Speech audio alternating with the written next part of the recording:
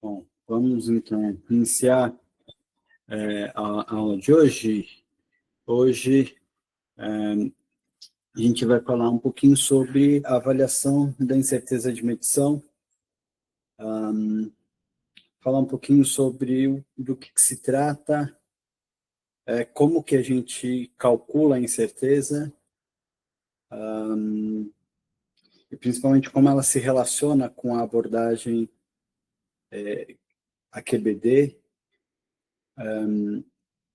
Vamos falar um pouquinho sobre as diferentes abordagens, diferentes estratégias para avaliar a incerteza de medição, isso na aula de hoje, e na semana que vem é um assunto que está diretamente relacionado à aula de hoje, é como a gente vai utilizar a informação da incerteza para avaliar ou para estimar os riscos de decisões falsas, né, de aprovar um lote que deveria ter sido reprovado, ou o inverso, né, reprovar um lote que deveria ter sido aprovado. Bom, para contextualizar um pouquinho como que a incerteza de medição se relaciona com a abordagem QBD e AQBD, né, vamos lembrar que a abordagem QBD ela é aplicada a desenvolvimento de produtos, né, desenvolvimento farmacêutico. Então, nós vamos definir um perfil-alvo de qualidade para esse produto, né, o que é esperado em termos de eficácia, de segurança, de performance clínica do produto, para que se atinja essa performance desejada, são definidos atributos críticos de qualidade. Então, por exemplo, qual que é a quantidade de princípio ativo que deve estar presente na formulação, né? Estabelecendo os limites mínimos e máximos, como que deve ser a velocidade de dissolução, se for, por exemplo, uma forma farmacêutica de liberação modificada, características microbiológicas que o produto precisa apresentar, né? E dessa forma nós definimos então os atributos críticos de qualidade. Na sequência é feita uma análise de risco, né, envolvendo a identificação dos fatores que podem afetar, os fatores de entrada, principalmente relacionados às características de materiais e aos parâmetros de processo que podem afetar os CQAs. Esses parâmetros potencialmente críticos são, então, estudados empregando planejamento de experimentos para entender essa relação entre os CMAs, né, os atributos críticos de materiais, os CPPs, né, os parâmetros críticos de processo, e como se relacionam com os atributos de qualidade. E, finalmente, nós temos, então, a definição da região de operação, que é aquela região dentro da qual a gente tem a garantia que o perfil-alvo vai ser atendido. Tá? Essa abordagem ela foi inicialmente descrita no guia ICH Q8, R2, e recentemente, como vocês sabem, a gente já abordou logo no início dessa disciplina, que foi proposta recentemente, né, no guia ICH Q14, que foi publicado agora no finalzinho de 2023 e foi passou a ser adotado agora em 24. Essa mesma abordagem pode ser adaptada para o desenvolvimento analítico, né? Então, definir qual é o perfil-alvo analítico, a definição, então, do ATP, que envolve identificar as características de performance que o método precisa apresentar, a mesma análise de risco que a gente viu para identificar os parâmetros analíticos que potencialmente podem afetar o desempenho do método, Depois de identificados esses parâmetros, é realizado o planejamento de experimentos para estabelecer essa relação matemática entre os CAPs, né, os parâmetros de entrada, e as características de desempenho como resposta, e, finalmente, a gente define a região de operação do método, né, aquela, como a gente já viu nas aulas anteriores, né, aquela combinação multidimensional em que a gente tem garantido o atendimento ao ATP. A incerteza de medição, ela entra justamente, ela se relaciona justamente aqui com a etapa de definição do ATP. Tá? Quando o ATP vai ser definido, a gente precisa definir, a gente precisa estabelecer, né, qual é a performance esperada, e uma forma de estabelecer essa performance esperada é estabelecendo uma incerteza-alvo, né? Uma incerteza máxima que pode ser, deve ser atendida, aliás, para que o método tenha um desempenho adequado e possa ser utilizado na tomada de decisão. Tá? Bom, por que é importante a gente ter a avaliação da incerteza? Porque, apesar de... primeiro, porque esses resultados eles são importantes para a tomada de decisão. Né? Todo o desenvolvimento farmacêutico, a liberação de lotes, estudos de estabilidade, estudos de comparação entre medicamento teste, medicamento referência, tudo isso é baseado nesses resultados analíticos. Então, eles vão servir de suporte, servir de base para tomadas de decisões relevantes, por isso, uma preocupação grande com a confiabilidade desses resultados. Isso envolve tudo que a gente já vem tratando na disciplina até hoje, né? Os sistemas de gestão da qualidade, como, por exemplo, a ISO 17025, validação de métodos, desenvolvimento dentro da abordagem AQBD, né, que garante que o método seja robusto, seja flexível, fácil de transferir, com todas aquelas vantagens que a gente já abordou. No entanto, mesmo considerando todos esses esforços, a gente sempre tem algum nível de incerteza associado aos resultados. Tá? Isso por quê? Porque, por mais que o desenvolvimento tenha sido feito de uma forma adequada, gerando um conhecimento profundo sobre o método, ainda existem erros, né, associados, por exemplo, às etapas de pesagem, diluições, variabilidade instrumental, a variabilidade decorrente da experiência dos próprios analistas, de variações ambientais e por aí vai. Todas esses erros vão sendo acumulados, vamos dizer assim, vão sendo combinados, e isso faz com que a gente tenha algum nível de incerteza associada às medições. Bom, no geral, o passo a passo para fazer a avaliação da incerteza envolve, primeiro, definir o que está sendo medido, então, de preferência, estabelecendo uma relação matemática entre o parâmetro de interesse, a resposta, né, e os fatores de entrada, por exemplo, preparação da amostra, pesagens, diluições, leituras instrumentais, conforme eu acabei de mencionar. Uma vez que esse mensurando foi definido, a gente pode, numa etapa seguinte, identificar quais são os assuntos de incerteza. Para isso, a gente pode utilizar um diagrama de Ishikawa, semelhante ao que a gente fazia lá na análise de risco. Né?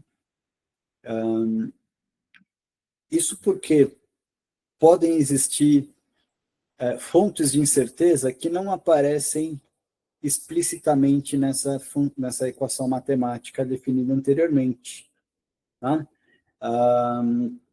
Vou dar um exemplo muito simples. Quando a gente vai avaliar o teor do princípio ativo numa forma farmacêutica, e aí a gente descreve essa função matemática, né, para chegar no resultado do teor em função das absorbâncias, por exemplo, de padrão em amostra, concentração de padrão em amostra, a gente tem uma série de fatores envolvidos,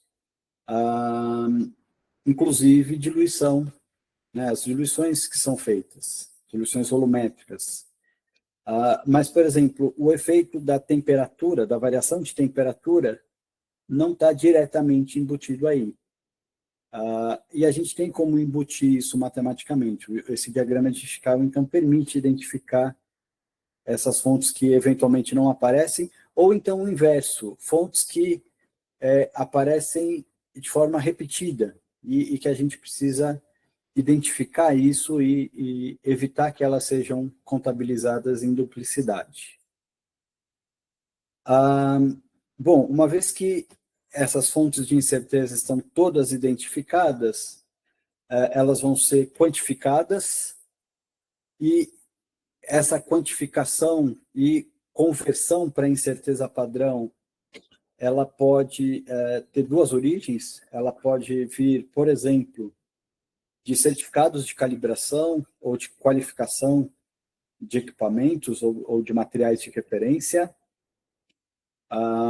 Por exemplo, eu utilizo informação do certificado de calibração da balança para avaliar qual que é a incerteza, né? Qual que é o erro sistemático e a variabilidade associadas àquela balança. E eu contabilizo, então, eu quantifico a incerteza das pesagens a partir desses dados do certificado da balança. Ou eu posso, em algumas situações, se eu não tenho essa informação de certificados de calibração e qualificação, eu posso quantificar isso experimentalmente. Tá? Por exemplo, realizando réplicas. É o que a gente faz usualmente em cromatografia, né? Com métodos cromatográficos. Nós temos, no geral, o método estabelece critérios de adequação do sistema, como, por exemplo, injetar 3 a 6 vezes a solução padrão e esse desvio padrão entre as áreas das várias injeções não pode ser maior do que um determinado valor. Tá? Essa variabilidade das áreas, ela pode ser contabilizada como uma fonte de incerteza da variabilidade instrumental. Tá? Então, nós temos essas duas possibilidades, né? Ou os próprios certificados de calibração e qualificação, ou a determinação experimental. Por fim, essas fontes são todas combinadas para se chegar na incerteza final, que a gente chama de incerteza combinada, e essa incerteza combinada, no geral, é associada a um nível de confiança quando a gente multiplica a incerteza combinada por um fator de abrangência. O que isso significa no fim? Aquela questão do nível de confiança ou do risco, né, que é o inverso. Se eu tenho 95% de confiança do valor medido real, está dentro daquele intervalo, por exemplo, 107 mais ou menos 3%. Né? Eu tenho 95% de probabilidade do valor real se encontrar entre o valor de 104 e 111. Isso significa, consequentemente, que tem 5% de chance do resultado real estar fora desse intervalo, né? Ou menor do que 104 ou maior do que 111. Tá? Bom, nós temos duas abordagens para avaliar a incerteza de medição. Uma delas mais detalhada, mais trabalhosa, mas que fornece informações mais ricas, que é a abordagem bottom-up. Na abordagem bottom-up, cada uma das etapas analíticas são consideradas né, passo a passo, e as incertezas associadas a cada uma dessas etapas vão sendo combinadas até se chegar na incerteza final.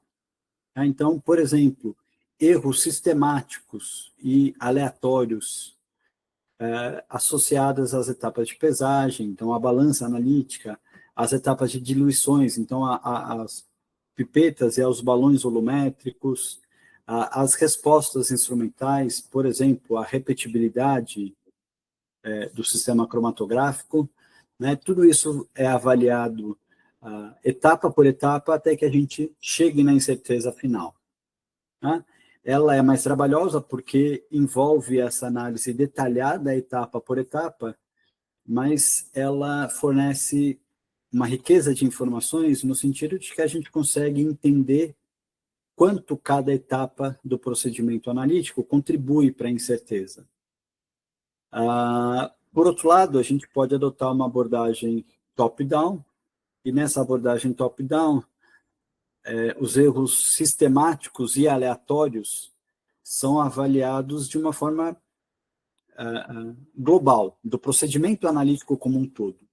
Eu não vou avaliar etapa por etapa, mas o que eu vou fazer? Vou avaliar qual é a recuperação, se o método apresenta um problema de viés, tá? Que está relacionado aos erros sistemáticos, e qual é a variabilidade da resposta, fazendo, por exemplo, um estudo de repetibilidade de precisão intermediária, né, para eu conhecer qual que é o erro, a contribuição dos erros aleatórios do procedimento analítico como um todo. Tá? Essa abordagem ela é muito mais pragmática, é interessante para a indústria farmacêutica, porque a avaliação da incerteza, ela, nesse caso, se relaciona diretamente com os dados da validação de método analítico, mas ela tem, em contrapartida, uma limitação de que, se eu encontro uma incerteza elevada, eu posso, eu não vou ter informações detalhadas de qual etapa que contribui para essa incerteza e o que eu preciso fazer para reduzir a incerteza. Então, tem esse outro lado, apesar dela ser mais pragmática, ela fornece um detalhamento menor de informações em relação à contribuição de cada fonte de incerteza. Bom, no momento que nós temos todas as fontes identificadas e quantificadas, a forma de combinar essas diferentes fontes de incerteza pode adotar diferentes estratégias. Tá? A gente pode adotar, por exemplo, o método da lei da propagação da incerteza, que é o método clássico, né, proposto pelo guia Izugan, que é o Guia de Avaliação da Incerteza de Medições. Posso utilizar métodos alternativos à lei da propagação da incerteza, como o método da planilha de Crackten, ou como o método de Monte Carlo. E, mais recentemente, nós temos guias que trazem informações de como avaliar a incerteza a partir dos dados de validação analítica. Tá? Eu vou explicar um pouquinho sobre essas 4 estratégias para avaliar a incerteza e sempre mostrando para vocês como a gente faria isso numa planilha de Excel para vocês entenderem o passo a passo. Tá? Bom, a ideia da lei da propagação da incerteza é a seguinte: se nós temos a função matemática, né, que define y em função de x1, x2, x3 até xn, eu vou calcular a incerteza de y em função da incerteza de cada um dos fatores de entrada elevado ao quadrado, que multiplica a derivada parcial da resposta y em função dessa variável de entrada xi.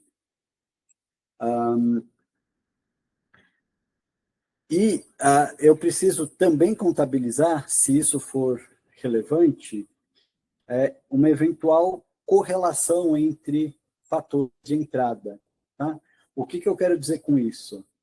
Vamos pensar num exemplo muito simples, mas que ilustra essa situação. Quando eu vou fazer determinar a densidade de um produto, eu vou fazer a densidade como massa dividido por volume. Essa massa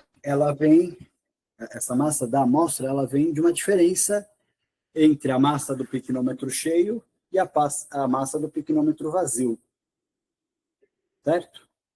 Eu tenho duas pesagens, então, duas massas que são determinadas.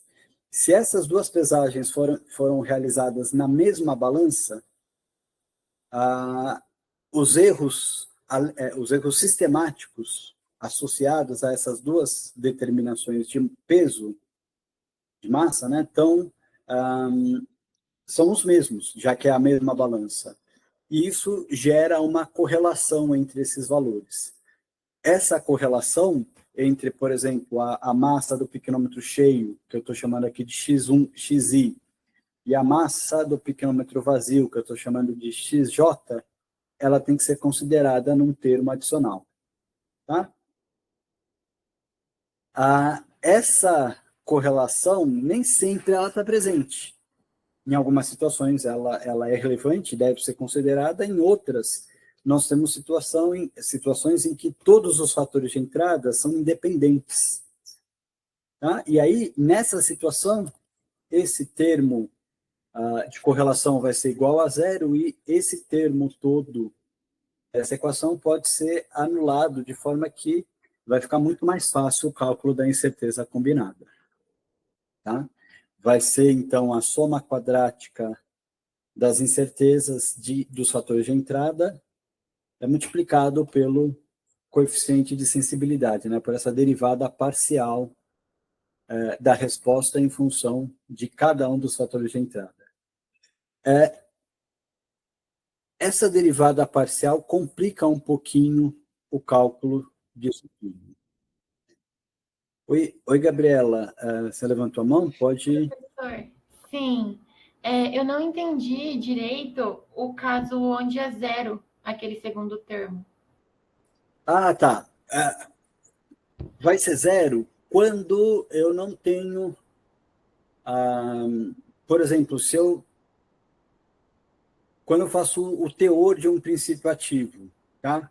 Eu tenho que todos os balões, as pipetas, as diluições, elas são diferentes. Elas foram feitas utilizando pipetas e balões diferentes. Isso significa que todos os erros associados a esses fatores de entrada são independentes, eles não estão correlacionados. Se eles não estão correlacionados, esse R que aparece aqui vai ser igual a zero. Tá? E se esse R é igual a zero, todo esse termo aqui é anulado. Tá? Não é sempre que isso acontece, mas quando isso acontece, a gente pode simplificar a forma de calcular esse termo. Tá bom? Respondi a sua dúvida? Sim, respondeu sim. Obrigada, sim. professor. Imagina. Bom, uma dificuldade que a gente tem para utilizar a lei da propagação da incerteza é justamente calcular esse coeficiente de sensibilidade, né? Essa derivada parcial, que não é uma coisa simples de fazer. Então, o que eu vou mostrar para vocês aqui são duas regrinhas que se aplicam para a maior parte dos casos em química analítica.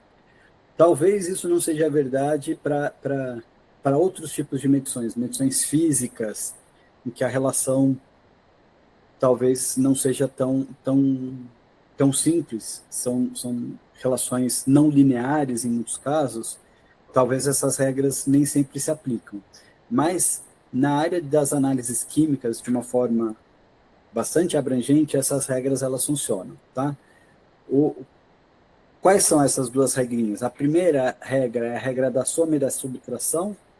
Isso significa que quando eu tenho uma variável y sendo calculada por operações de soma ou de subtração dos componentes de entrada, x1, x2, x3, eu vou calcular a incerteza de y usando essa fórmula, né, que leva aqui em consideração os coeficientes de sensibilidade, né? Olha, a derivada parcial de y em função a x1, de y em função a x2 e de y em função de x3. Acontece que as derivadas parciais, nesses casos, vão ser todas igual a 1. Mais 1 ou menos 1, na verdade, né? Dependendo se essa operação é de soma ou se é de subtração. Mas como eu elevo tudo ao quadrado, no fim, eu posso simplesmente anular todos esses coeficientes de sensibilidade e a incerteza de y, nesse caso, vai ser calculada pela soma quadrática das incertezas de x1, x2, x3.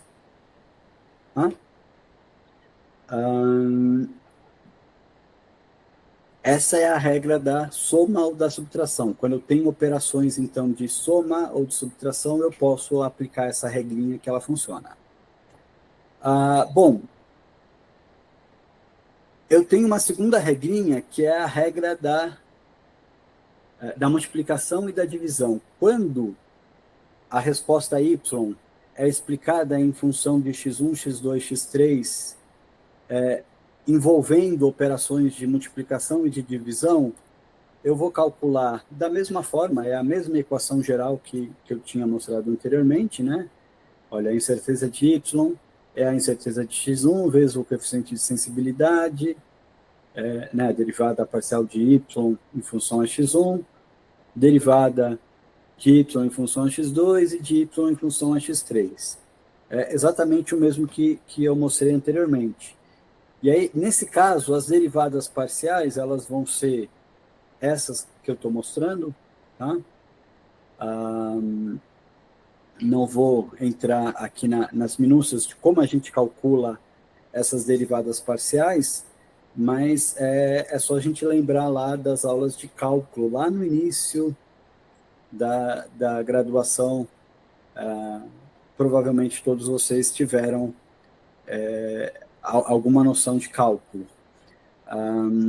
Bom, o fato é que se eu dividir os dois lados dessa equação por y, eu consigo matematicamente simplificar essa equação, e aí eu vou chegar nessa equação final aqui, que diz que a derivada, aliás, que a incerteza relativa de y, por que relativa? Olha, a incerteza de y dividido por y, ela é igual à somatória quadrática da incerteza relativa de cada um dos fatores de entrada, x1, x2, x3. Essas duas regrinhas, elas podem ser combinadas conforme a gente desejar. Tá? Eu vou...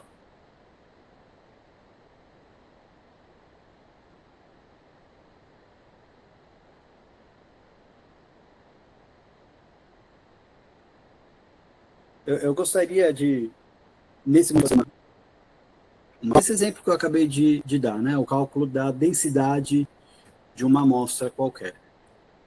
Tá? Vocês conseguem... Oi, Gabriela. Professor, eu de novo, eu me perdi um pouco, mas a gente talvez não precise entender a dedução da fórmula. Não. Se vocês tiverem interesse em entender de onde vem isso, eu posso depois caminhar a literatura que mostra como essa fórmula é deduzida, tá?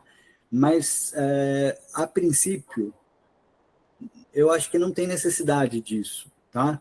O que eu acho que é importante é entender que quando essas operações são soma ou subtração, a incerteza de y vai ser a soma quadrática das incertezas dos fatores de entrada, e quando envolve operações de multiplicação e divisão, aí a incerteza relativa de y é que vai ser igual a soma quadrática das incertezas relativas dos fatores de entrada.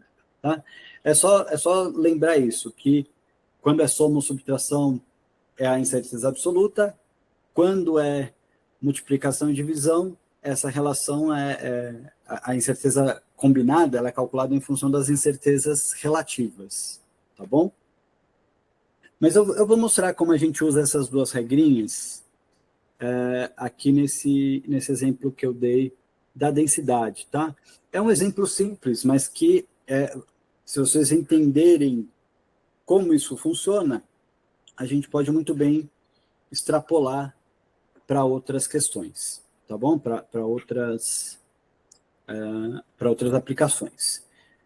Vocês concordam comigo que a densidade ela é calculada pela massa do piquenômetro cheio menos a massa do piquenômetro vazio, dividido pelo volume do piquenômetro, certo? Essa aqui, então, é a nossa... é o nosso mensurando, tá? E, a princípio, a gente vai considerar que essas são as fontes de incerteza relevantes, aquelas que a gente vai considerar para efeito de cálculo. Existem outras que estão mascaradas, não aparecem diretamente aí? Existem, né? Por exemplo, a temperatura que eu falei, que pode mudar o coeficiente de dilatação do vidro ou do próprio material, isso vai fazer com que a densidade mude, então a gente precisaria considerar também a temperatura. Mas, a princípio, vamos considerar que essa componente de incerteza ela é irrelevante, ela não vai impactar aqui na nossa incerteza final. Tá? Nesse exemplo, só para a gente dar um pouco de números a essa equação, vamos imaginar que o peso do piquenômetro cheio tenha sido de, sei lá, 25,1, do piquenômetro vazio tenha sido 15,2, e o volume do piquenômetro é de 10 ml, tá bom? Então, aqui, olha, é grama, ml. Então, vocês concordam comigo que, nesse caso, a densidade vai ser 25 menos 15 dividido por 10. Então, essa é a nossa densidade, em grama por ml. Ok? Bom, mas eu preciso saber qual que é a incerteza associada a essa densidade. E aí eu fui lá, então,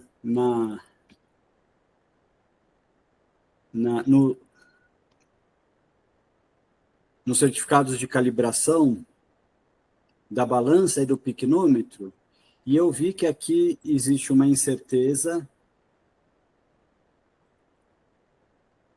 né, de 0,1 miligrama, 0,1 grama, aliás, para a balança, e de 0,15 ml para o balão volumétrico. Tá? Essa incerteza, a gente já converteu ela para incerteza padrão. Tá? Como que a gente faz isso? Vocês lembram que o que a gente expressa no fim, eu mencionei para vocês, que é essa incerteza expandida, né? Aquela multiplicada pelo fator de abrangência. Para eu chegar na incerteza padrão, eu pego a incerteza expandida e divido pelo padrão, pelo coeficiente de abrangência, pelo fator de abrangência, tá? É só fazer a operação inversa para eu chegar na incerteza padrão. Esses aqui são os valores de incerteza padrão, tá? Olha só, se a gente for reparar aqui, a gente tem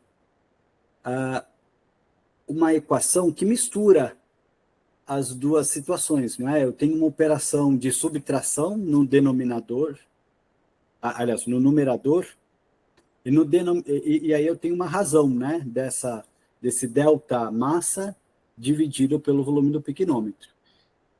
Então, eu vou fazer o seguinte, eu vou chamar isso aqui de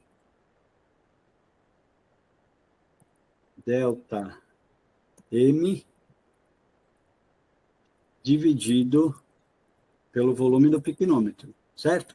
E o que é esse delta M? O delta M, então, é a diferença entre as massas. E aí eu vou, se vocês me permitirem, deixa eu aumentar aqui uma linha, eu vou colocar aqui o cálculo desse delta M. Delta M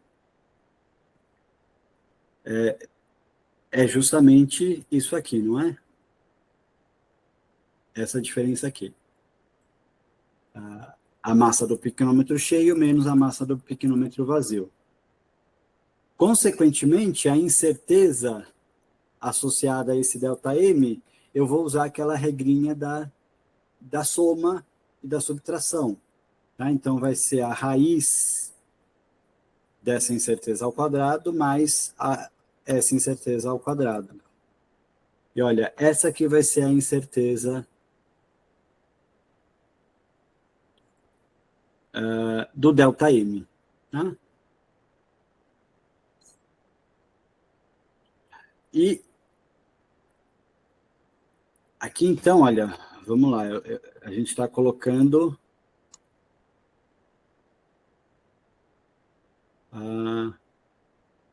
a primeira regrinha, né? Vamos colocar, é a regra da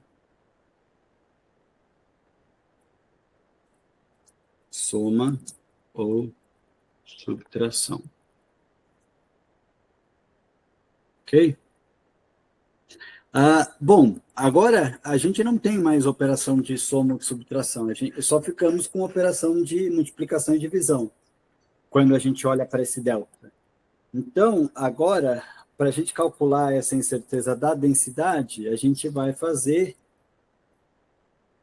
o seguinte, a incerteza relativa da densidade vai ser calculada como a raiz quadrada da incerteza relativa do delta M ao quadrado, mais a incerteza relativa do piquenômetro ao quadrado. E essa, então, vai ser a incerteza final da densidade. Tá? Lembrando que essa incerteza está padronizada. Né? Se eu quero a incerteza expandida, a incerteza expandida, que é a padronizada multiplicada por K, vai ser 2 vezes isso, então dá 0,4. E isso significa, então, que o nosso intervalo de confiança 95%, nesse caso vai ser o 0,99 menos 0,04 a 0,99 mais 0,04. Tá? Esse aqui é o nosso intervalo de confiança para a densidade. Ok?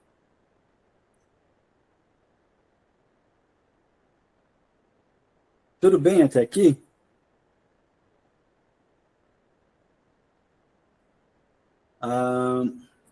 O que é mais importante aqui é a gente saber quando aplicar cada uma das regrinhas, né? Aqui para o delta M foi a regra da soma e da subtração, e aí para o cálculo da densidade final foi a segunda regrinha, né? Que foi a da multiplicação ou divisão. Tá? A gente combinou as duas regras exatamente como a gente faria numa operação matemática, não é? A gente não faz o primeiro que está entre parênteses, que é a operação, nesse caso é a operação de subtração, e depois que resolveu o que está entre parênteses, a gente resolve o que está fora do parênteses. Né? Seria a operação de divisão. Tá bom? Vocês viram que a gente não precisou calcular a derivada parcial nesse caso. Com as duas regrinhas, foi possível a gente calcular a incerteza pela lei da propagação da incerteza. Tá?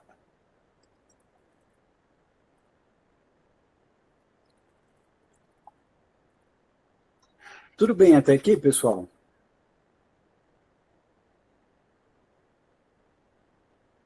Beleza.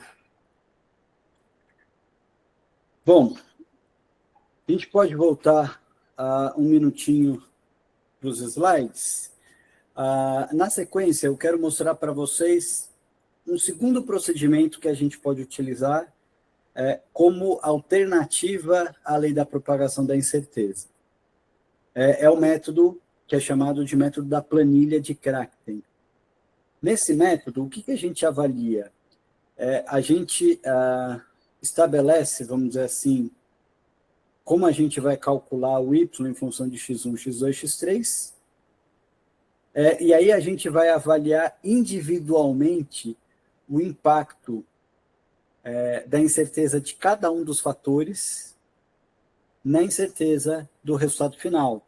Como que eu vou fazer isso? Numa primeira coluna, eu vou somar a incerteza de x1 ao valor de x1, e aí eu vou chegar num valor de resposta que é a resposta afetada pela incerteza de x1.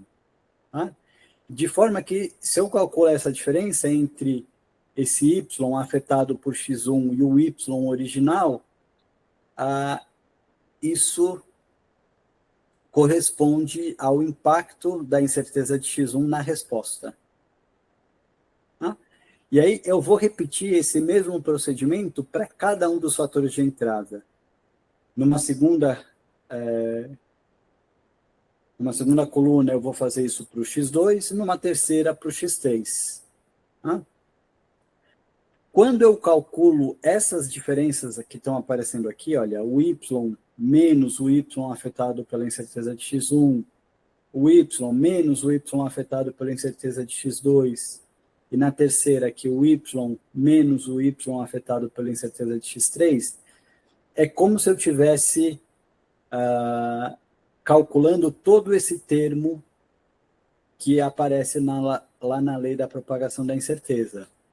Com uma diferença, eu não preciso calcular derivada parcial de nada. Tá? É como se esse cálculo já embutisse por uma solução numérica, né? Uma solução que não é pelo coeficiente de sensibilidade, né? Pela derivada parcial, eu já estou calculando isso automaticamente.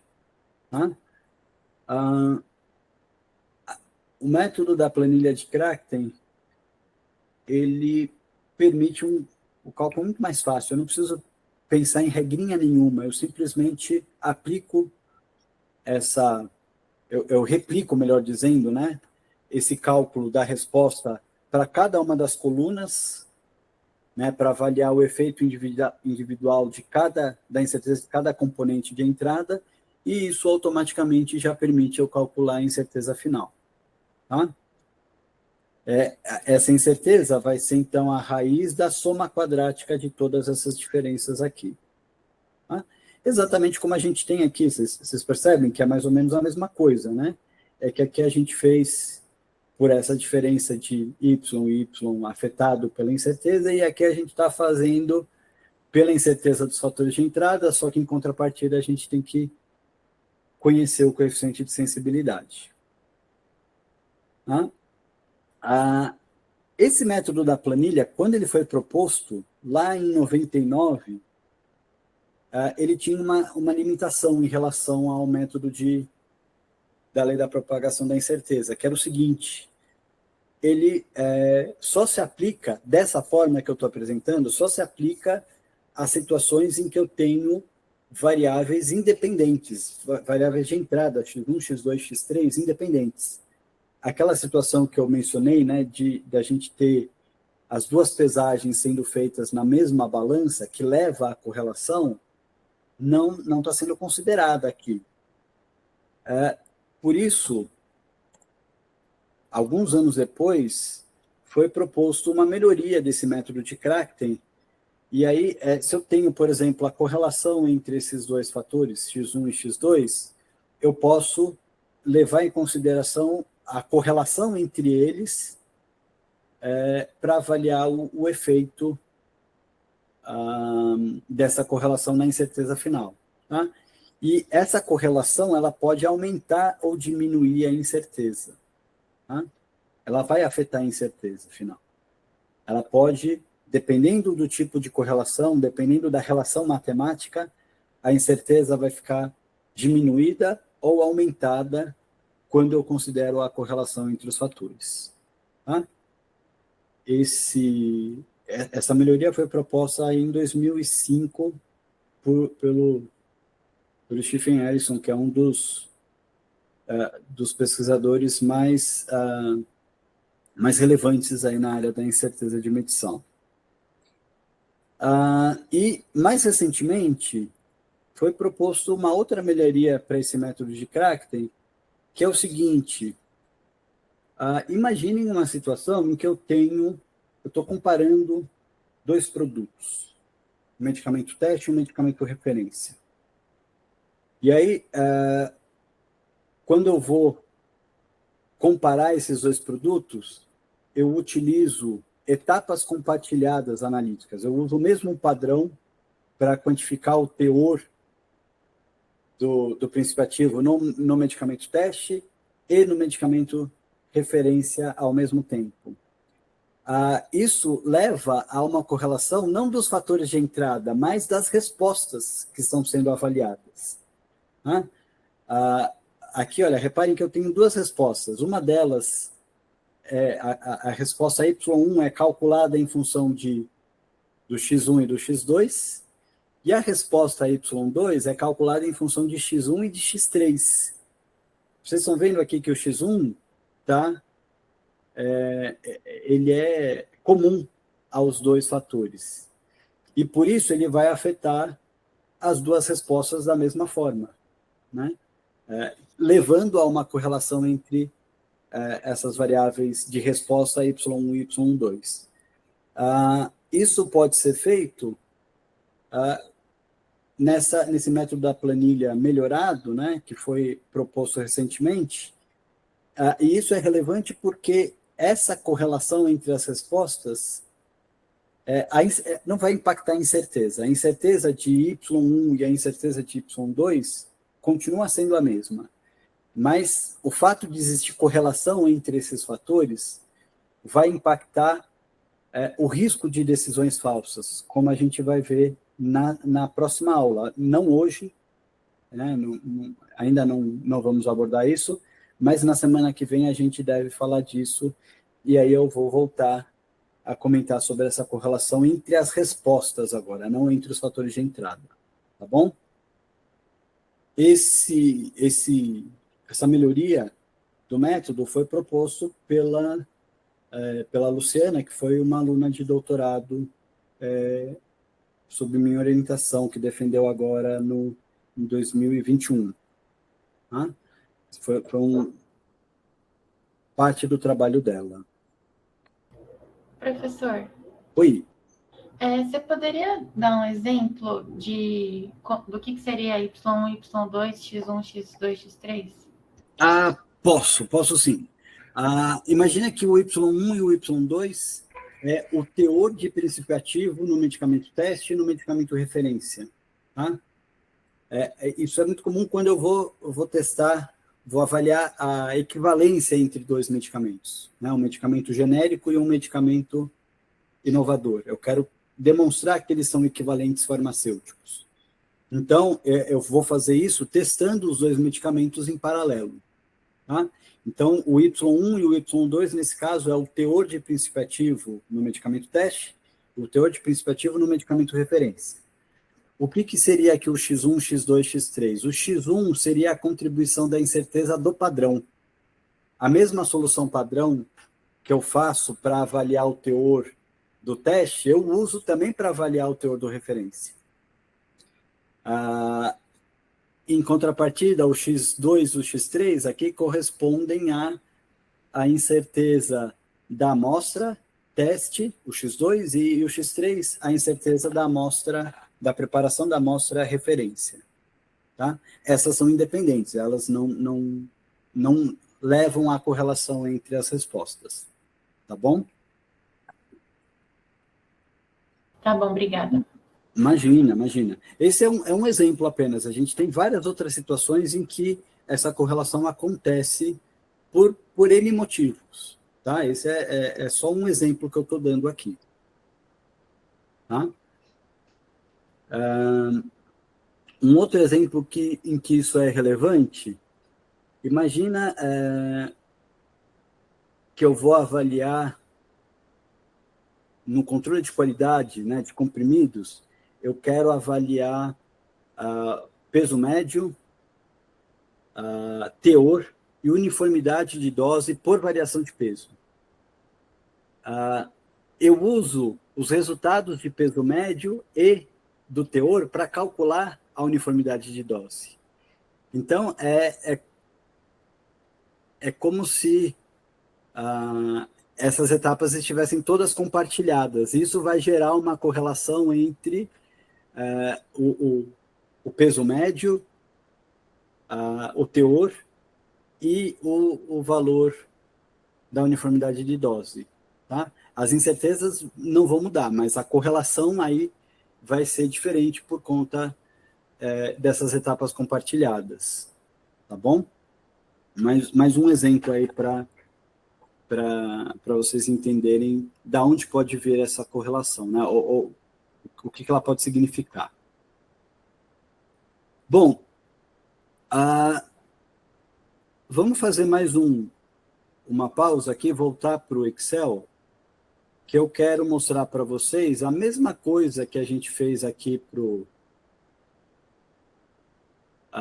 o método da propagação da incerteza, eu quero que a gente faça também para o método de Crackten. Tá? Eu só vou ajustar um pouquinho aqui para a gente entender, poder fazer o método de Crackten de uma forma mais adequada. Deixa eu colocar assim.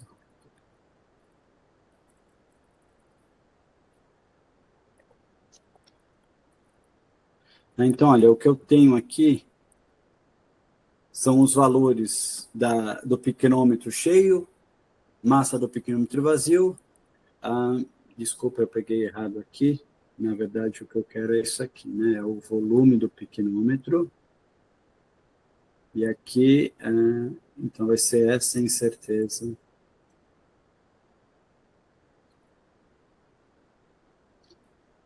E aqui é a incerteza da massa do piquenômetro cheio, a incerteza da massa do piquenômetro vazio e a incerteza do volume do piquenômetro. Tá? Sempre que eu uso esse termo U, indica incerteza. É um termo padrão que o U significa incerteza. Tá? Como que a gente calcula a densidade, né? Vamos colocar aqui, ó, densidade. É a massa do piquenômetro cheio menos a massa do piquenômetro vazio dividido pelo volume do piquenômetro. Tá? Então, essa aqui é a densidade. E eu vou agora avaliar a contribuição da incerteza de cada um dos fatores. Vai sempre ficar nessa diagonal aqui. Tá? Essa diagonal que eu vou colocar Vou colocar aqui em negrito para ficar evidente. Tá? Então, o que significa esse 25,2? A massa mais a sua incerteza. Esse 15,3 é a massa do piquenômetro vazio mais a sua incerteza. E o 10,15 é o volume do piquenômetro mais a sua incerteza. Tá? E o restante vai ser o próprio valor. Tá? Então, eu vou deixar assim, só para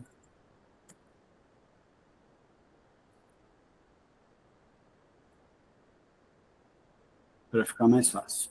E aí, se eu simplesmente copio o que está aqui, olha, para as próximas colunas, olha, eu vou ter o impacto da incerteza de cada um dos fatores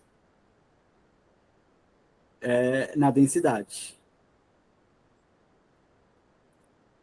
Agora resta eu calcular essa diferença.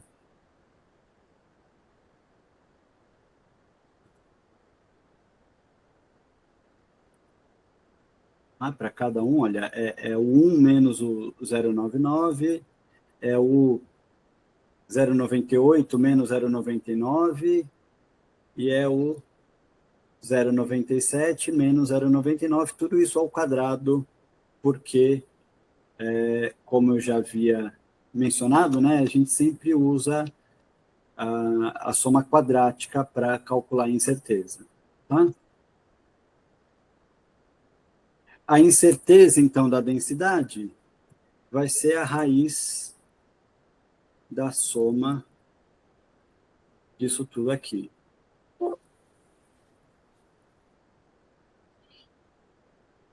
E reparem que esse valor é basicamente o mesmo que a gente tem aqui, olha, pela lei da propagação da incerteza. É 0,02 lá e aqui também 0,2. 0,02, aliás. Ok? Então, vamos lá, o nosso intervalo de confiança, 95%, vai ser isso menos 2 vezes isso, isso mais 2 vezes isso. Deixa eu só colocar aqui no mesmo número de casas decimais. Tá? Exatamente igual ao que a gente tinha lá na lei da propagação da incerteza. Ok? Mas eu acho essencialmente mais simples, minha opinião, tá? Mais fácil usar a lei da propagação, aliás, usar o método de Crackten do que a lei da propagação da incerteza. Eu não preciso me preocupar com aquelas regrinhas, né? Se é a regra da soma ou da subtração, quando eu uso uma, quando eu uso a outra, como que eu combino as duas regras. Aqui não, aqui, olha, vocês viram que depois que eu monto essa planilha, fica muito fácil, é só trocar os valores e eu consigo adaptar para outras situações muito facilmente. Eu não preciso ficar calculando as derivadas parciais nesse caso, tá? E nem aplicando as regrinhas. Tudo bem? Tranquilo até aqui, pessoal?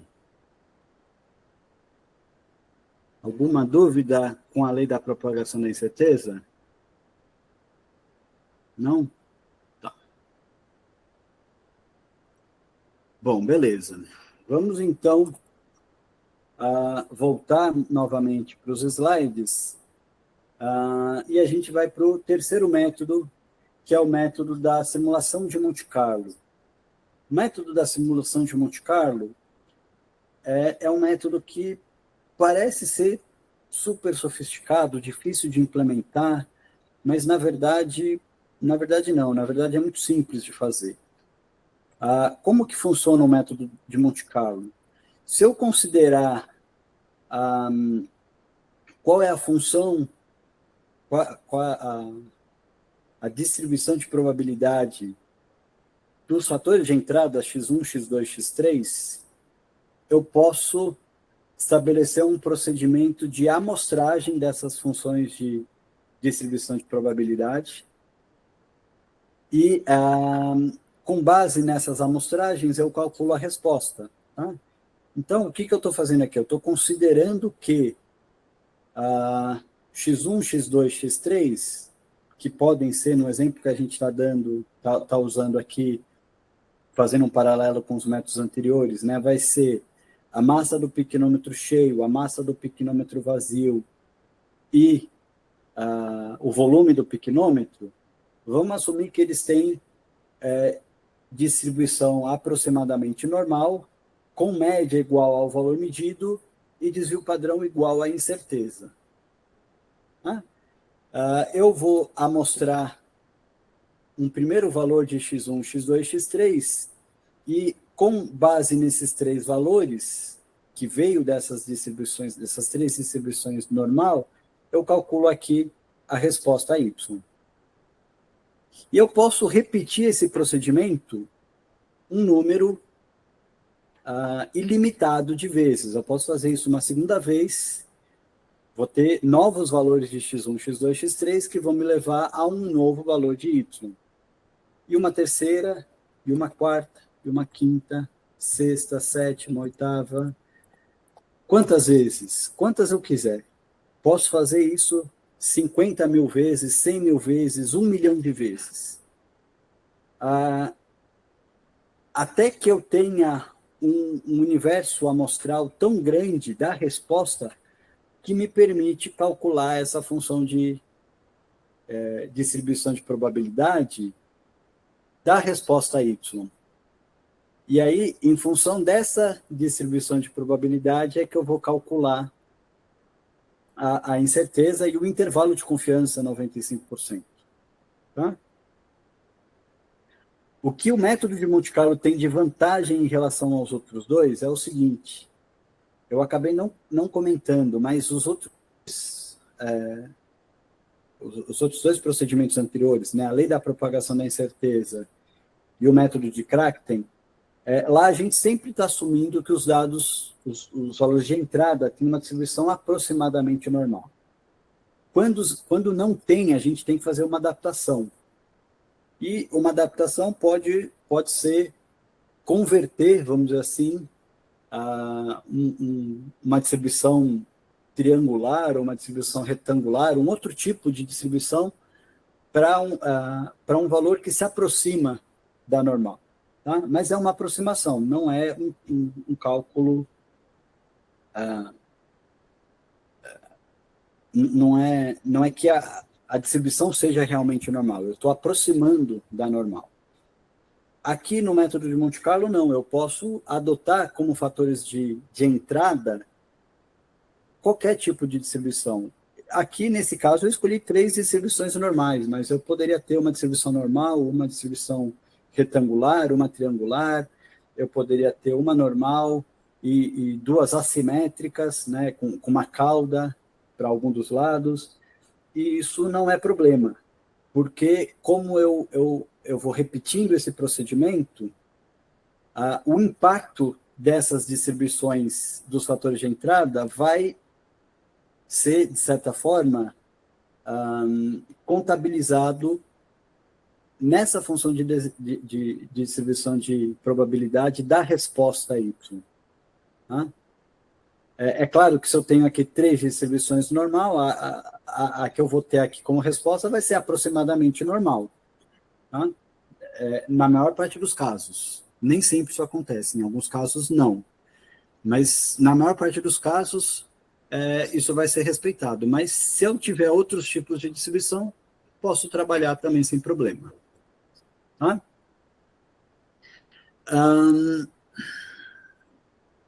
Eu tenho um método que é alternativo ao método de Monte Carlo, que é chamado de método de bootstrapping. O método de bootstrapping é um método de reamostragem, não é um procedimento de amostragem. Tá? E ele funciona Quando eu tenho réplicas, eu preciso necessariamente ter réplicas para poder utilizar o Bootstrap. O que eu faço nessas réplicas? Vamos supor que eu tenho aqui, olha, N determinações de x1, x2, x3. É como se eu tivesse feito várias vezes o teste de densidade. Então, eu tenho várias réplicas de cada um dos fatores. E vocês concordam comigo que a melhor estimativa da densidade vai ser se eu usar a média de x1, de x2 e x3 para calcular a densidade final. Eu vou ter o mais próximo possível da densidade média. E o que eu posso fazer é reamostrar esses valores para recalcular a média. Então, eu vou ter uma média que vai variar para cada reamostragem, e isso vai me permitir, exatamente como a gente fazia no Monte Carlo, ter um número de repetições grande o suficiente para determinar essa distribuição da resposta. Tá? O que tem de diferença aqui no Bootstrap em relação ao Monte Carlo é que lá no Monte Carlo eu preciso definir qual é a distribuição de probabilidade. Tá? Por exemplo, eu preciso definir que é uma distribuição normal. E aí eu vou fazer amostragens a partir dessa distribuição normal. Aqui no Bootstrapping eu não preciso definir nada, porque o próprio procedimento de reamostragem já vai se encarregar de assumir a melhor distribuição. Tá? Isso está implícito no procedimento de reamostragem. Tá?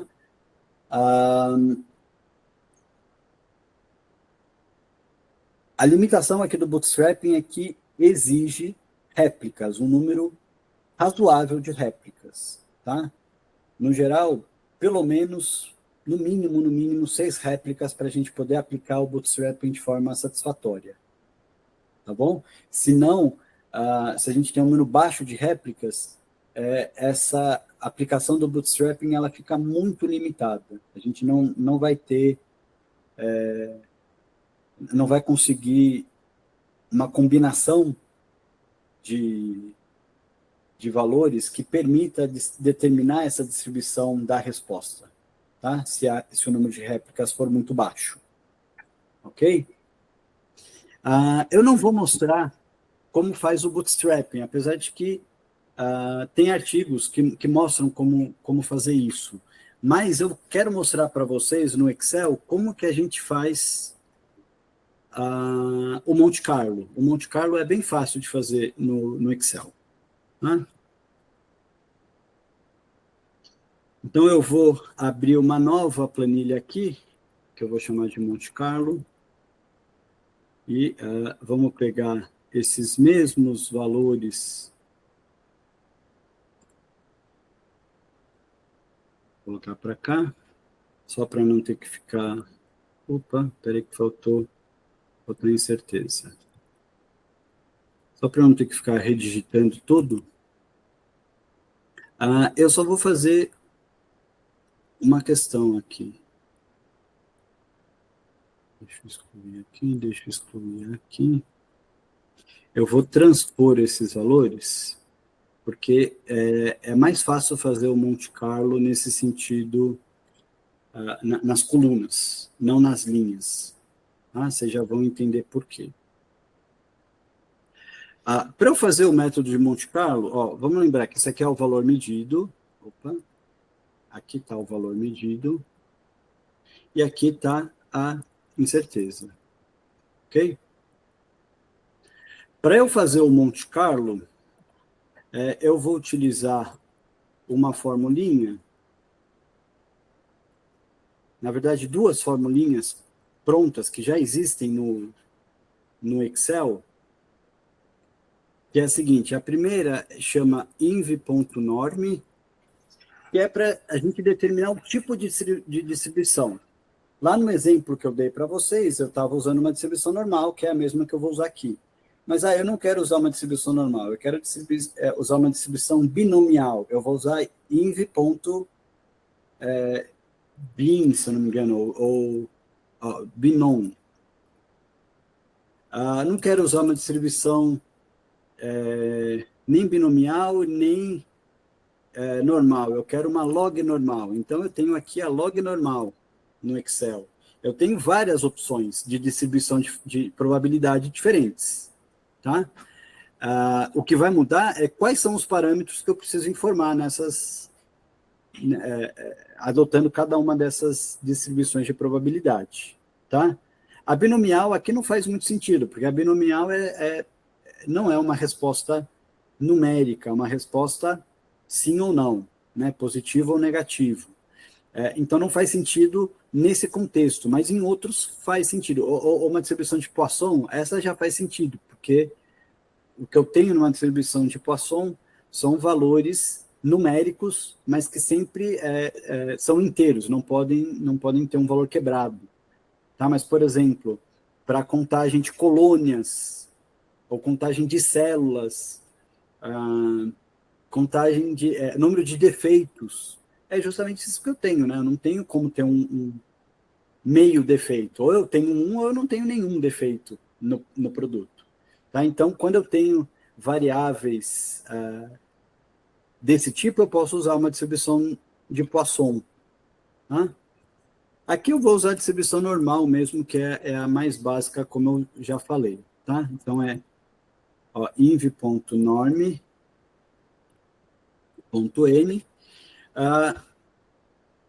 E, por enquanto, deixa eu deixar aqui uma probabilidade de meio, e vou falar que a média é igual a esse valor, e o desvio padrão é igual a esse valor. Certo? E aí vocês vão ver, olha, que o valor que ele vai gerar é justamente a média. Por quê? Porque a média ela não divide justamente metade da distribuição normal acima e abaixo da média. Então, essa probabilidade de meio é justamente corresponde à média. Tá? Isso não é o Monte Carlo. Por enquanto, eu só estou mostrando como funciona essa distribuição normal aqui no Excel. Para a gente implementar o Monte Carlo, o que eu vou fazer é o seguinte, eu vou trocar essa probabilidade por uma outra formulinha, que também existe, está disponível aqui no Excel, que chama aleatório. Essa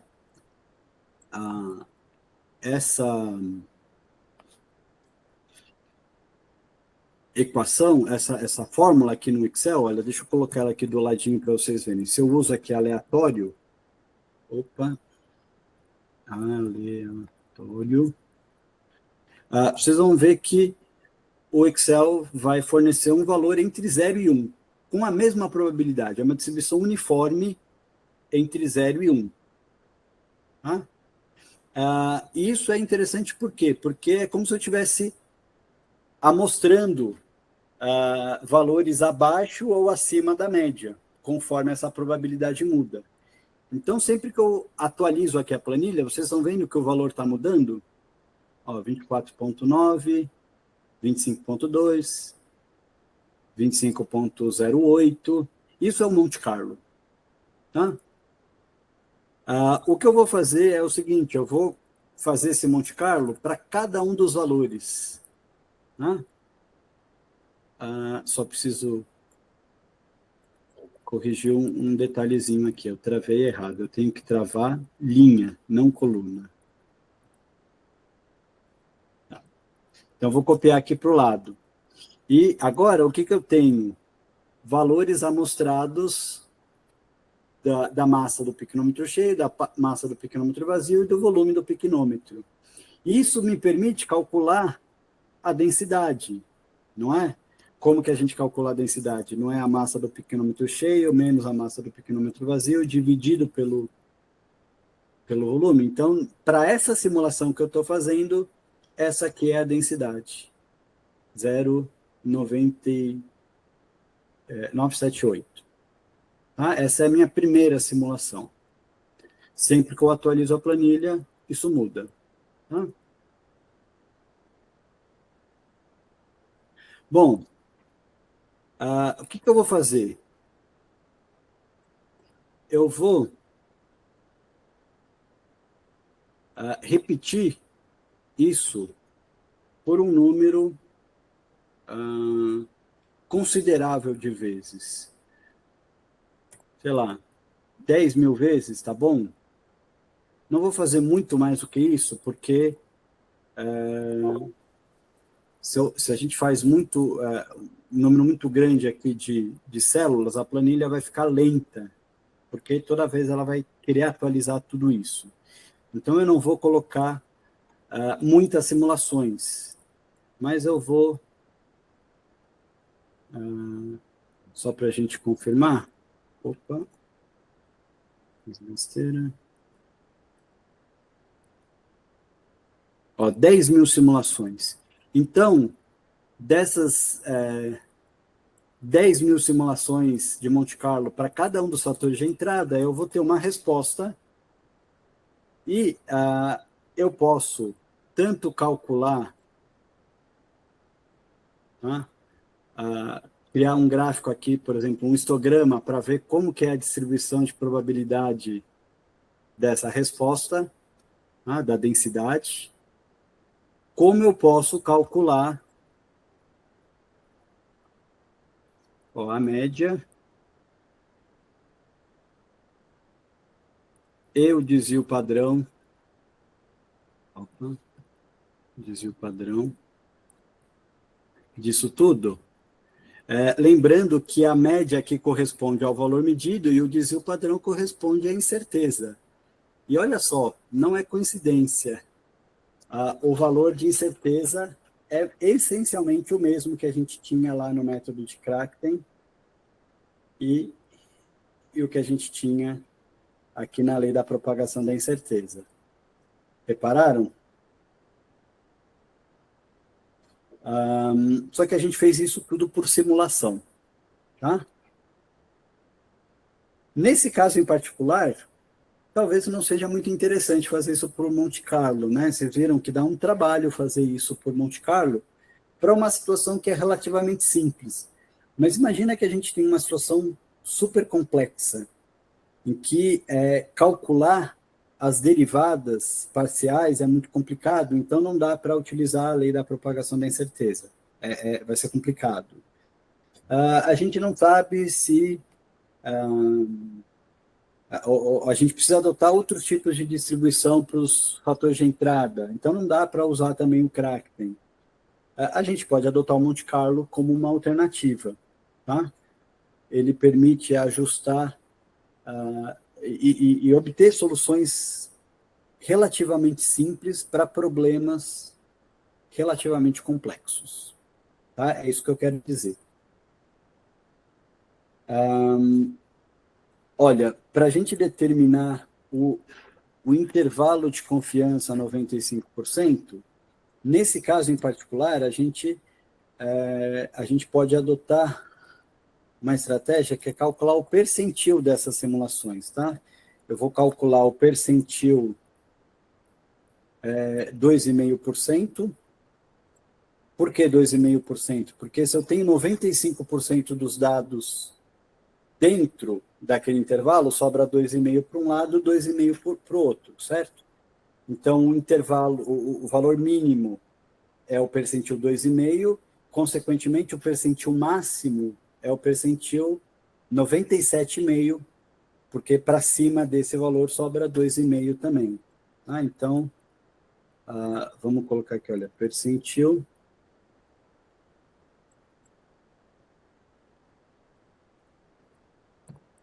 97,5%. E se vocês forem comparar esses valores, eles são praticamente os mesmos que a gente tem lá na lei da propagação da incerteza e no método da planilha de Crackten. Olha só. O que eu estou querendo dizer é que esses métodos eles são comparáveis. Tá? A gente consegue chegar nos mesmos resultados. O que muda é a abordagem que a gente está adotando. Tá? Ou por simulação, ou por uma derivada numérica, né, que é o método de Crackten, uma solução numérica, ou pelo caminho mais trabalhoso, mas que, do ponto de vista matemático é mais rigoroso, quer utilizar a lei da propagação da incerteza. Tá bom? Até aqui, pessoal, tudo ok?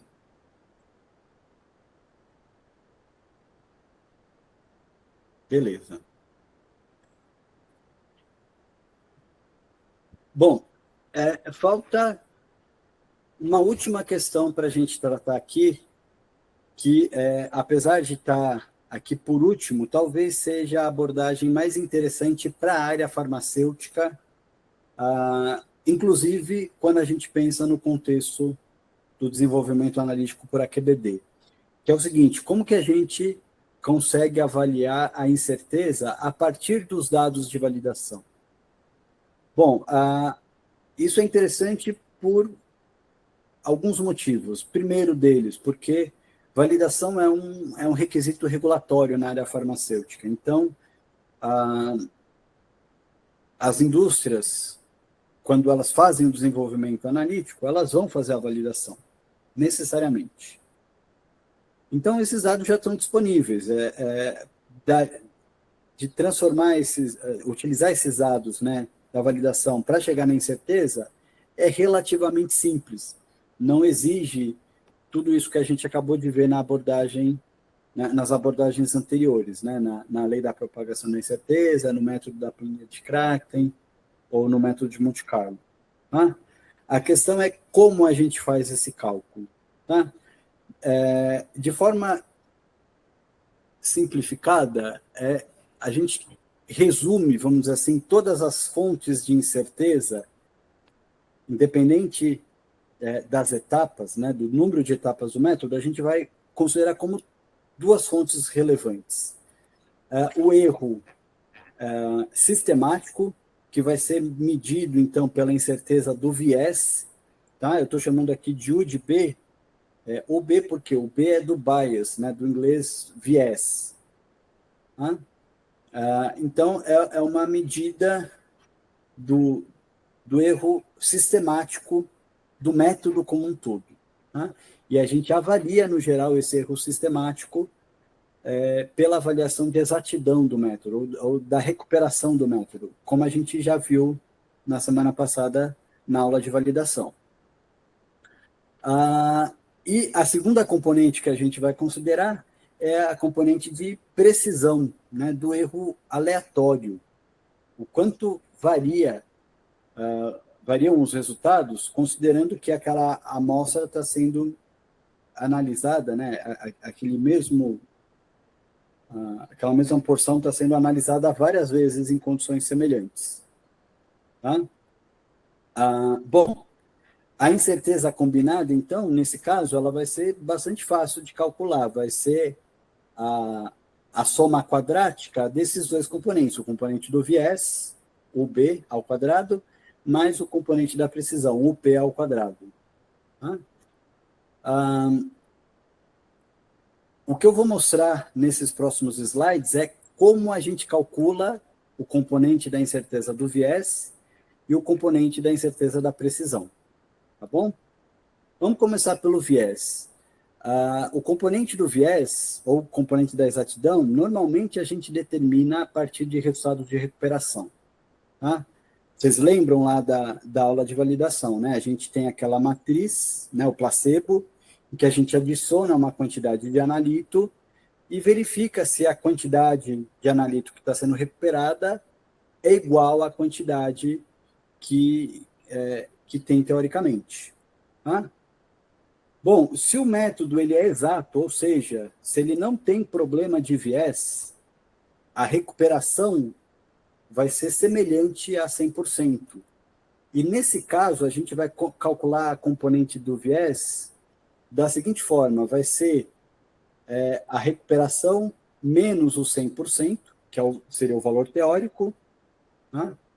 A gente soma essa diferença, a gente, aliás, eleva essa diferença ao quadrado,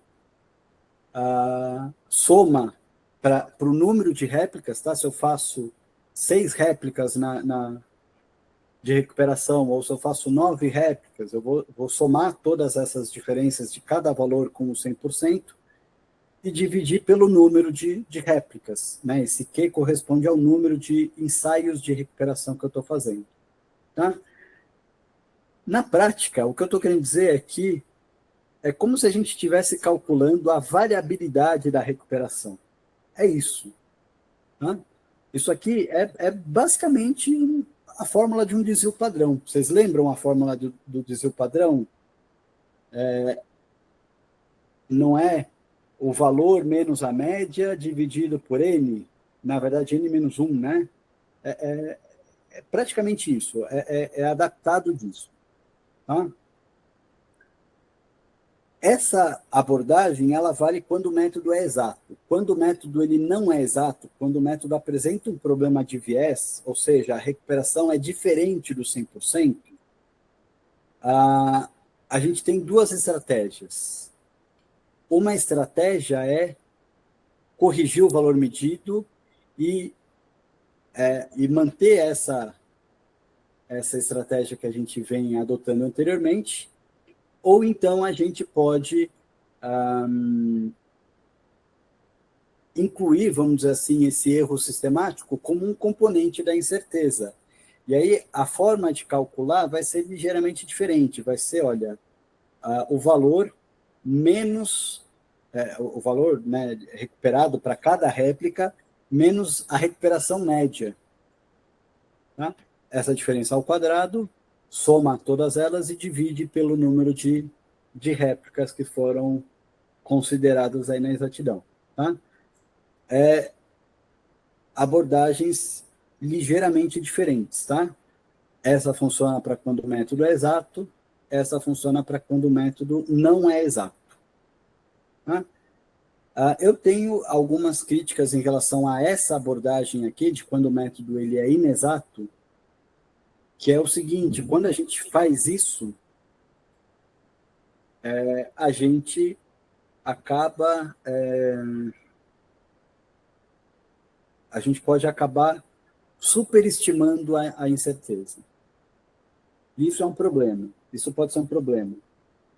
A gente vai ver por que pode ser um problema na semana que vem, quando falar de risco de decisões falsas. Tá? Uma incerteza muito alta vai indicar que o método ele não serve para tomar decisão. E se isso está acontecendo, pode ser mais interessante tentar reduzir a incerteza e não colocar esse componente do viés na incerteza, de forma que a incerteza fique aumentada. Tá? Bom, essa é a etapa da exatidão. Tá? Vamos olhar agora para a etapa da precisão. Na etapa da precisão, se a gente for lembrar lá da aula de validação, nós tínhamos precisão sendo avaliada em dois níveis, né? Repetibilidade, ou seja, aquelas análises que são realizadas com o mesmo analista, no mesmo equipamento, no mesmo dia, um período curto de tempo, e em condições de precisão intermediária ou de reprodutibilidade, né? Ou seja, dias diferentes, equipamentos diferentes, analistas diferentes, e, inclusive, em condições de reprodutibilidade, em laboratórios diferentes. Tá?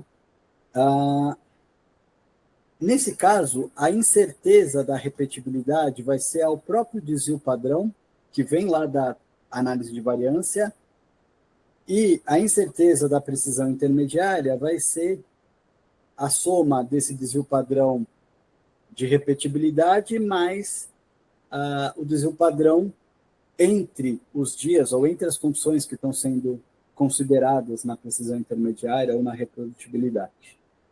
Tá? Esse vai ser o componente da precisão, então, no fim das contas. Tá? Essa formulinha que eu estou mostrando aqui embaixo, ela é essencialmente essa primeira aqui, tá?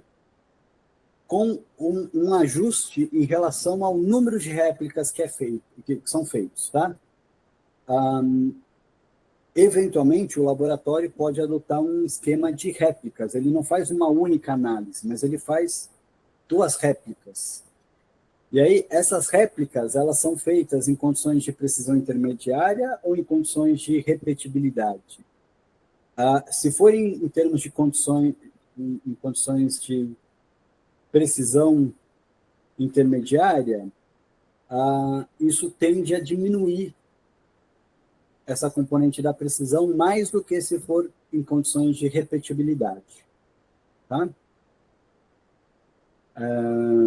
Esses valores de K e N, eles indicam justamente isso, né? O quanto que, se essas réplicas, né? O N corresponde particularmente réplicas em condições de repetibilidade e o K, réplicas em condições de precisão intermediária. Tá?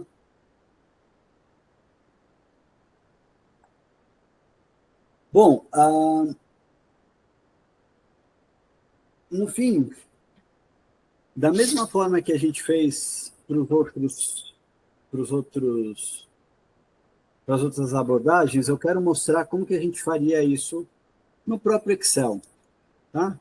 Então, vamos considerar aqui uma nova planilha, incerteza a partir dos dados de validação. Vou aumentar aqui para vocês poderem enxergar melhor. Vamos considerar que eu tenho,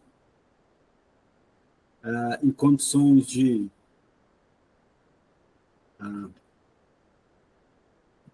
nossa recuperação foi de 99,7%. Tá?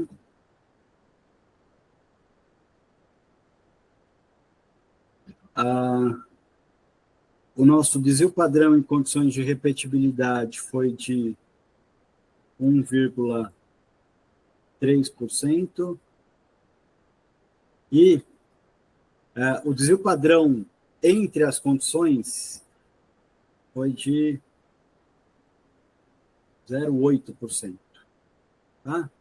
Vamos considerar que seja isso. E o método, ele não tem problema de viés, tá? Então, vou indicar aqui, olha.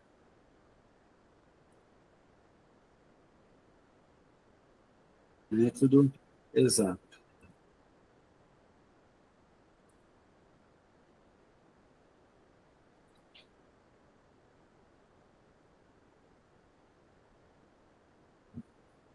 Bom, se o método é exato, não tem problema de viés, o que a gente vai calcular essa incerteza do viés como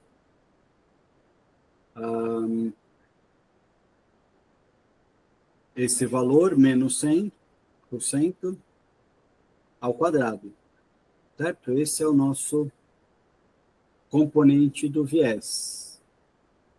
Tá? E o nosso componente da precisão,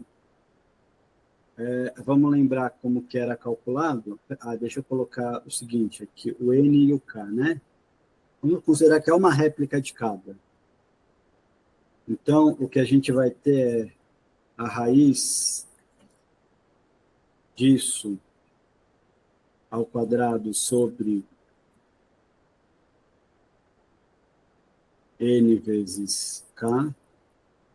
Esse é o componente da repetibilidade, mais esse componente quadrado sobre eles. Então, vamos dizer que essa seria a nossa incerteza da precisão. E a incerteza combinada final, então, vai ser a raiz dessa incerteza do viés ao quadrado, mais a incerteza da precisão ao quadrado, que, olha, vocês vão ver que é basicamente, nesse caso, a incerteza da precisão. Ela que majoritariamente explica, por quê? Porque o método é exato. O método é exato. O que acontece se o método não fosse exato? Se o método tivesse uma recuperação muito baixa? Por exemplo, ele tivesse uma recuperação de 93%.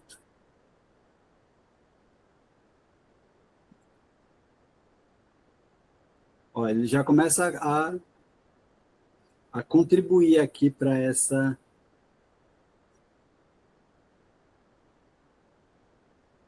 incerteza. É certo isso?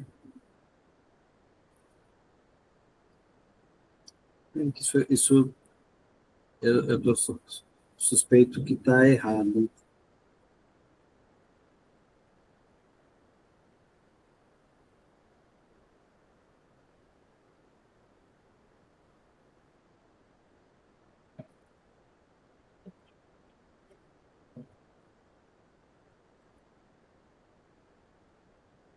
Não, tá certo, é isso mesmo. É isso mesmo. Né? Se o método ele tem um problema de recuperação, essa recuperação é baixa, né? Como eu tinha dito, 93, olha, ele começa a contribuir mais aqui. Tá? Essa contribuição começa a aumentar. Em contrapartida, se eu aumento o número de réplicas, por exemplo, eu faço 2 réplicas, olha o que acontece com a incerteza, ela começa a diminuir agora, porque esse aumento do número de réplicas faz com que eu divida esse componente da variabilidade por raiz de n, isso consequentemente diminui a incerteza. Tá bom? Isso significa que, quando a gente olha para essa equação, a gente consegue, inclusive, determinar qual é o procedimento de replicagem, né, de réplicas, o número de réplicas que o laboratório vai adotar de forma mais adequada. Tá? Como que eu tenho que fazer isso? Tem que fazer réplicas no mesmo dia? Tem que fazer réplicas em dias diferentes? 2 réplicas é suficiente? Eu preciso fazer 3? Preciso fazer 4? Eu consigo avaliar isso a partir desses dados da validação. Tá bom? Vocês viram que aqui é bem mais simples de calcular isso, né? Eu tenho os valores de precisão e exatidão, basicamente eu faço esse cálculo de uma forma direta, tá? Sem grandes complicações. Tudo bem? Até aqui, pessoal, tudo tranquilo? Alguma dúvida até esse momento? Não? Beleza. Beleza. Tem alguns últimos detalhes que eu quero comentar com vocês para a gente fechar essa aula de hoje, tá? Primeiro, todos esses procedimentos que a gente considerou até agora, no geral, eles levam em consideração fontes de incerteza provenientes de etapas analíticas. Tá? Vocês viram? A gente está falando de etapa de pesagem, diluições, a variabilidade instrumental, está falando de precisão e exatidão, isso está sempre relacionado ao método analítico. Mas vocês vão concordar comigo que nem sempre a amostra que a gente tem para analisar, ela é uma amostra homogênea. Ela pode ser uma amostra heterogênea. E o quanto que varia como que essa variabilidade do processo de amostragem contribui para a incerteza total. Né?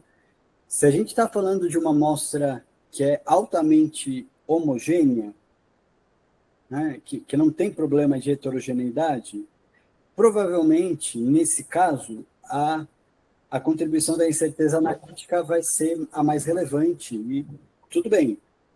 Mas se a gente está falando de uma amostra em que, de um parâmetro, né, de uma característica em que existe uma certa heterogeneidade, e dependendo da forma com que eu tomei aquela amostra, isso pode variar, né, dentro do lote ou dentro de um do todo que eu quero avaliar a partir daquela amostra, isso pode ser necessário de ser considerado, né? Essa incerteza da etapa de amostragem pode ser necessária a gente considerar na avaliação da incerteza de medição. Tá? Aí, o que a gente pode fazer nesse caso é adotar um procedimento que é chamado de método das duplicatas. O que é esse método das duplicatas? Eu vou determinar alvos de amostragens, né? Por exemplo, esses alvos de amostragem podem ser lotes diferentes dentro de um processo produtivo. Eu tenho de 8 a 12 lotes, é o que o guia recomenda. Tá? Aí, dentro desses 8 a 12 lotes, eu vou fazer 2 amostragens. Tá? Uma amostragem S1, uma amostragem S2. E para cada amostra que eu tomo, eu vou fazer 2 análises. Uma análise 1, uma análise 2. Tá? Essa variabilidade entre as amostras, S1 e S2, permite que eu calcule a incerteza da amostragem.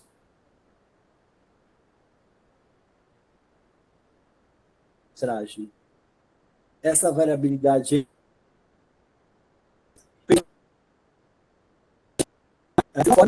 de uma forma pragmática. Tá? Eu estou considerando aqui que a principal componente de incerteza é a variabilidade. Tá? Isso nem sempre é verdade. Tá? Mas aqui a gente está assumindo isso, que é a principal contribuição da incerteza é decorrente do erro aleatório.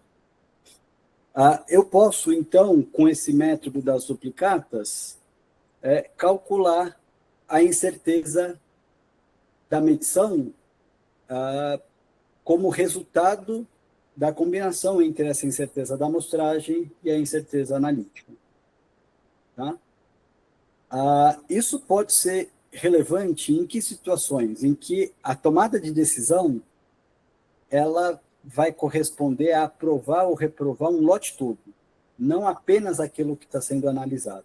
Vocês percebem como isso é diferente? Se a minha decisão é com base naquele item que eu estou analisando, naquele único item, a incerteza da amostragem talvez não seja relevante. Mas se eu pego esse item e quero analisar ele, extrapolar essa decisão para o lote todo, eu preciso conhecer a incerteza da amostragem. Ela pode ser muito relevante. Tá? E aí esse procedimento ele permite calcular essa incerteza total, né? Do processo de medição como um todo, envolvendo tanto a etapa analítica como também a etapa de amostragem que precede a análise. Tá bom? Bom, no fim das contas, para que a gente precisa de avaliar a incerteza? Né? A incerteza ela vai ser utilizada para a gente tomar decisão. Né? Imagina que eu tenho um valor medido, esse aqui, com uma incerteza absurdamente alta. Isso significa que eu não tenho como tomar decisão com base nesse valor medido. Essa incerteza é tão alta que eu não sei dizer se está dentro ou se está fora da especificação. A minha capacidade de decidir ela fica prejudicada por conta dessa incerteza elevada. Tá? Por outro lado, se eu tenho uma incerteza reduzida, agora fica muito mais fácil da gente avaliar e tomar decisão. Né? Eu vejo, olha, que o valor medido é exatamente o mesmo, mas olha como a incerteza é muito menor nesse caso. Eu tenho segurança de que todo lote está dentro da especificação. Tá? Isso que eu estou mostrando aqui para vocês tem tudo a ver com o risco de decisões falsas, né? O risco de aprovar um lote erroneamente ou o risco de reprovar um lote erroneamente. E isso é o assunto que a gente vai tratar na próxima aula, tá bom? Por enquanto, eu acho que é isso que eu tinha para tratar com vocês hoje, tá? Essas são as principais referências que eu usei para essa aula, e eu quero encerrar aqui agradecendo e abrindo também para, se tiver perguntas, se tiverem dúvidas, eu estou à disposição.